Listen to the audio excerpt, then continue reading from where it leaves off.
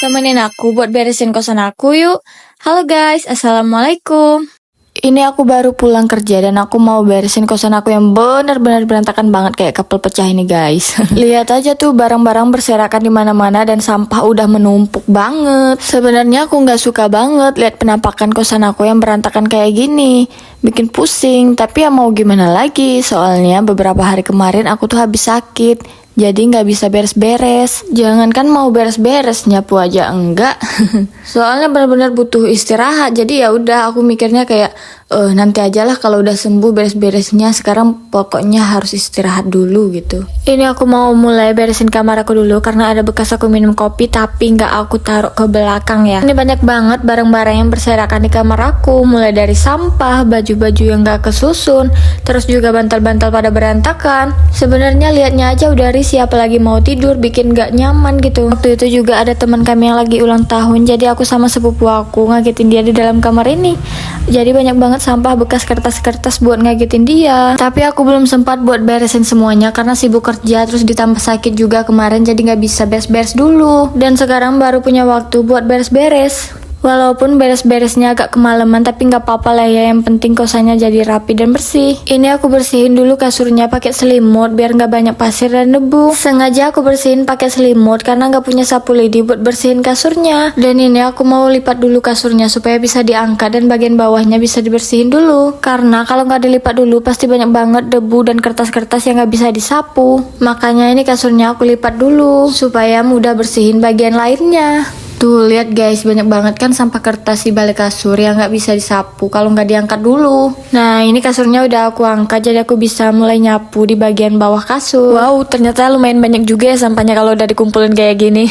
Bagian bawah karpet juga harus disapu dan gak boleh banget ketinggalan karena di sana masih banyak banget debu-debu yang bersembunyi. Aku nyapunya sampai berulang-ulang biar gak ada sisa debu-debu yang ketinggalan. Aku nyapunya gak langsung sekaligus karena mau langsung beresin kamar aku dulu supaya satu persatu ruangan selesai dan ruangan lainnya bisa disapu sekaligus. Nah ini aku mau mulai bentangin kasur aku seperti semula dan mulai rapi-rapiin kamarnya. Dan gak lupa bantal yang tadi aku ambil lagi biar bisa disusun rapi di kamar. Ini aku mulai susun bantalnya supaya rapi, nggak tahu nanti bentukannya kayak gimana, yang penting rapi aja gitu dan enak dilihat. Nggak kayak awal tadi kayak habis ada peperangan yang terjadi.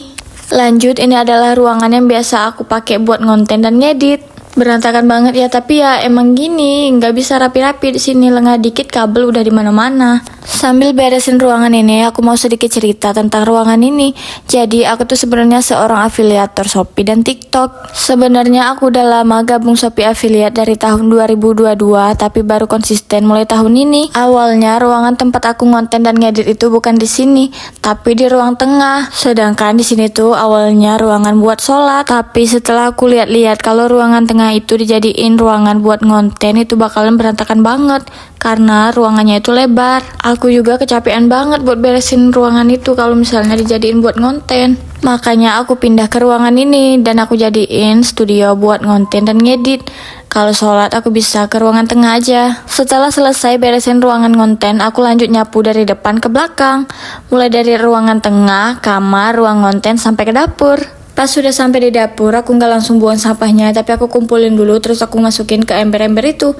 Tuh, lihat aja udah 2 ember guys, sampahnya penuh banget. Ternyata ada piring kotor juga di sampingnya, terus aku masukin aja ke kamar mandi biar nanti bisa langsung dicuci bareng-bareng. Sampah ini mau aku taruh luar aja biar nggak banyak semut dan ruangan nggak bau sampah. Debu dan kotoran yang disapu nggak aku buang keluar ya, ini aku buang ke kamar mandi karena kata orang tuh pamali kalau misalnya nyapu malam-malam. Kalau kata orang mah, kalau nyapu malam itu buang-buang rezeki. Makanya aku kalau setiap kali nyapu malam, aku nggak pernah buang keluar. Tapi aku buang ke kamar mandi, terus aku siram. Lanjut, ini aku mau cuci piring dan aku ambilin dulu piring-piring kotor yang ada di atas meja. Ternyata cucian piring aku lumayan banyak juga ya, karena beberapa hari nggak cuci piring. Di sini aku cuman pakai 1 baskom air buat cuci piring. Nanti sisanya aku siram-siram aja. Biasanya aku nyuci piring, aku duluin yang gelas-gelas biar nggak bau amis. Habis itu baru ke barang-barang yang lain, kayak mangkok, barang-barang plastik, piring, baru ke panci-pancian. Setelah semuanya selesai dicuci pakai sabun, aku lanjut bilas pakai air satu persatu. Dimulai dari gelas lagi. Setelah selesai dibilas, aku ciumin dulu bau gelasnya, takutnya masih ada bau sabun. Kan gak enak kalau misalnya pas mau minum masih ada bau sabun. Ada nggak nih yang suka nyuci piring sama kayak aku, suka diciumin dulu kayak gitu? Kalau ada, fix kita satu server. Siram, gosok-gosok, terus diceburin. Pokoknya kalau lagi cuci piring itu harus bersih sampai nggak ada busa lagi. Gak apa-apa agak lambat, yang penting semuanya jadi bersih dan gak ngulang-ngulang. Akhirnya selesai juga cuci piringnya, alhamdulillah. Terus ini aku lanjut buat susunin piring yang udah dicuci tadi. Aku taruh semua barangnya ke tempat masing-masing, biar nggak numpuk di satu tempat atau menuhin meja. Nah, kalau piring-piringan aku taruhnya di dalam lemari ini. Ini aku keluarin dulu wadah-wadah plastiknya, karena kalau misalnya mau dimasukin ke sini semua nggak muat, jadi aku taruh yang piring aja. Kalau buat wadah makan plastik kayak gitu, biasanya aku taruhnya di dalam kantong plastik kayak gini, biar nggak makan tempat dan gak susah juga buat nyari barang-barangnya. Akhirnya selesai juga beres-beresnya, dan ini dia penampakan kosan aku setelah beres-beres. Ini penampakan kamar aku, lumayan rapi ya, nggak kayak tadi. Ini penampakan ruangan konten aku setelah selesai diberesin, tapi belum dibeneri lagi. Nah, ini penampakan dapur, udah lumayan rapi, dan kamar mandi udah lumayan bersih, gak ada lagi piring kotor. Dan akhirnya aku bisa mandi juga setelah selesai beres-beres. Makasih udah nemenin aku beres-beres kosan aku.